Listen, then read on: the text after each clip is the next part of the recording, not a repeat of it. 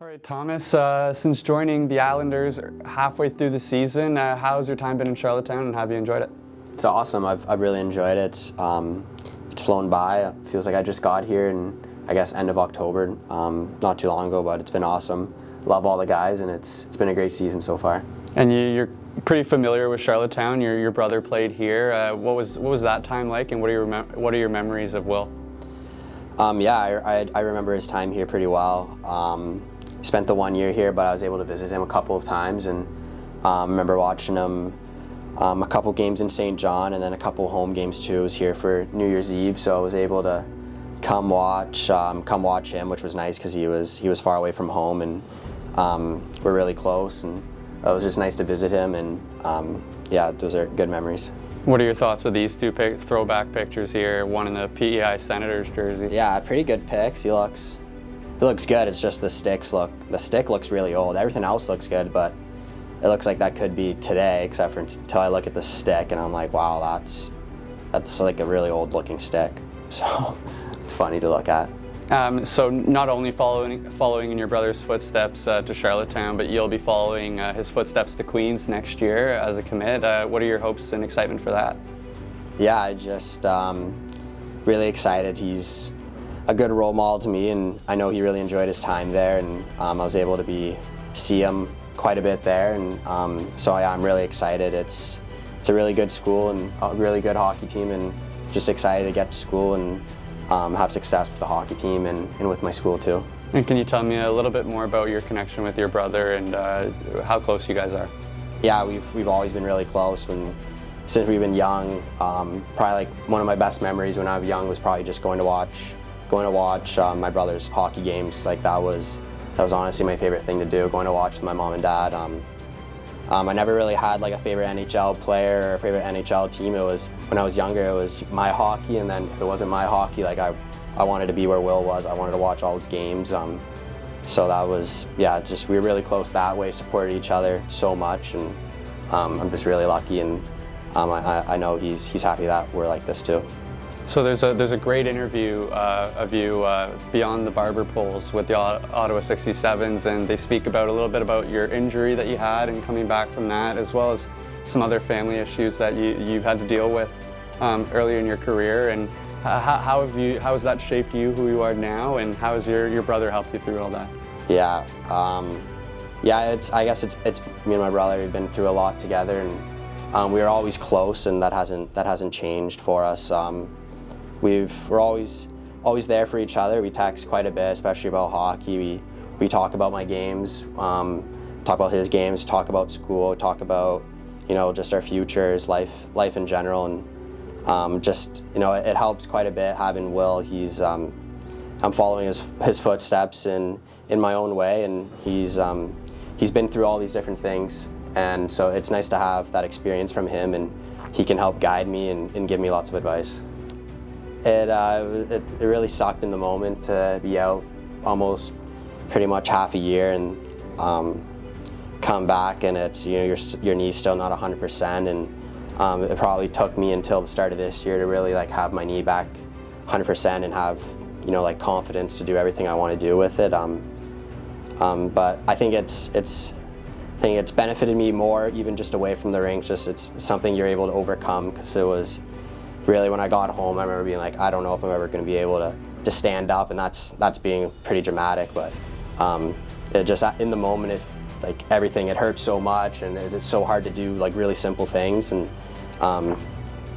just be able to overcome that. Then you realize that if you put in hard work, you work out, all those things, it all comes together, and so I think it's a positive experience looking at it that way. And since joining Charlottetown, you've been a mainstay in our top 4 defense, a huge impact on the blue line that you've had since joining the team. What are your hopes for where this team can go in the playoffs, and where your game is at right now?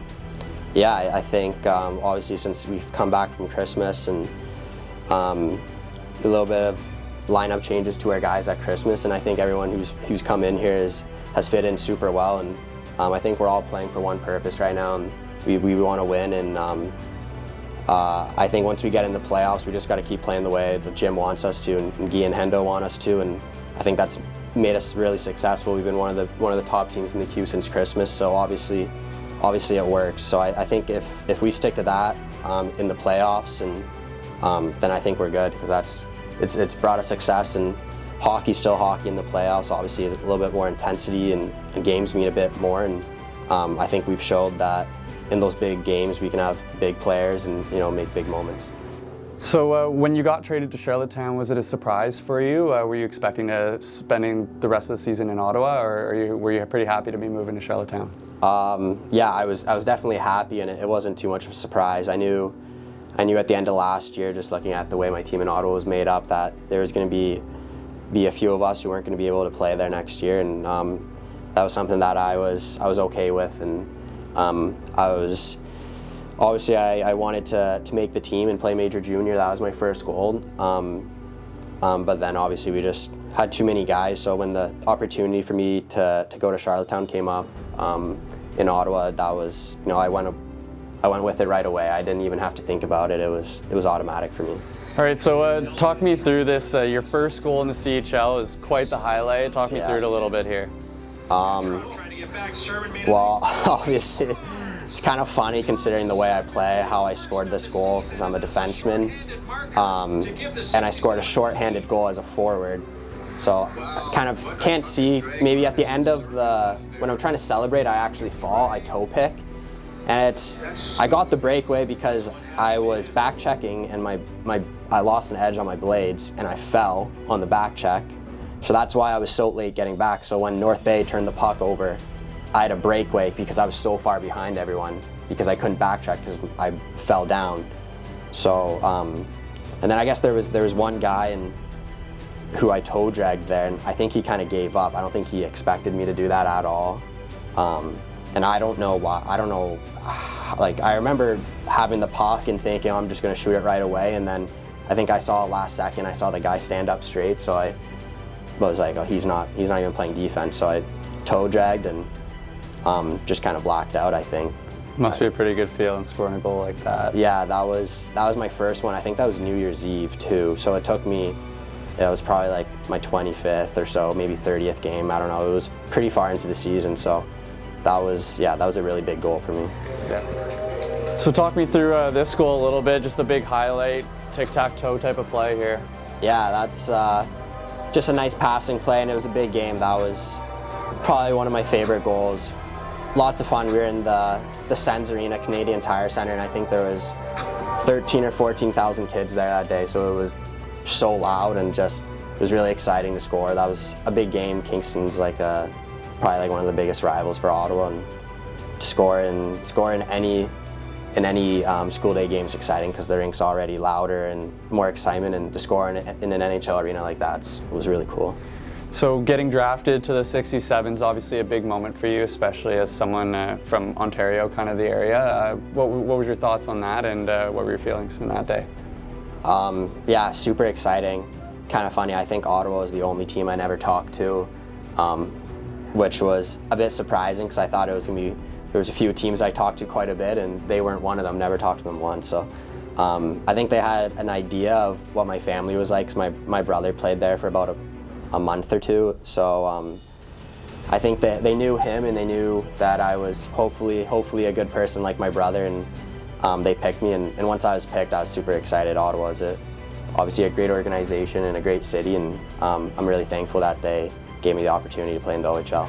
All right, so working under a big head coach like Dave Cameron can be intimidating, but also really impactful on your career. What are your thoughts on your time working under Dave?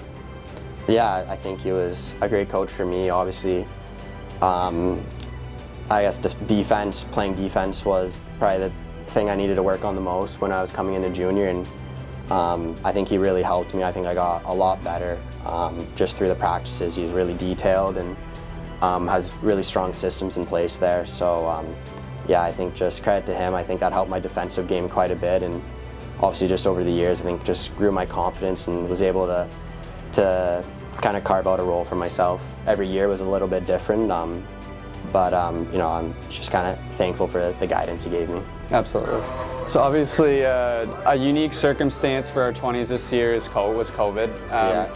Tell me a little bit about playing in COVID and a moment like this, doing Christmas carols in your COVID masks. Yeah, this is pretty funny. I think there are some guys hiding behind their mask and not singing at all during this. So, were you one of those guys? No, I think I was singing. Okay.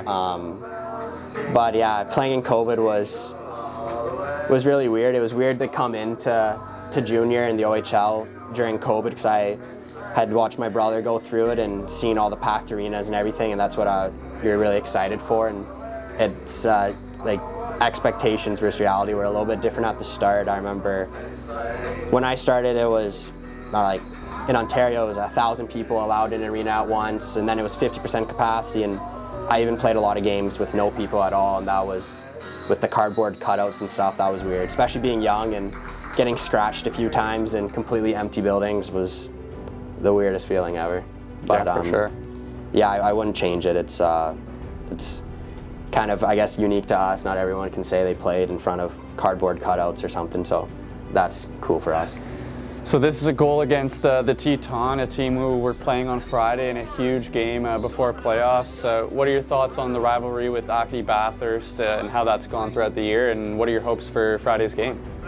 Yeah, it's definitely a big rivalry. It's my first year here, and it's a team I really want to beat. Just obviously we're super close in the standings. They're another Maritime team, and you know, there's a lot of history. It's always tough, rough games when we play against them.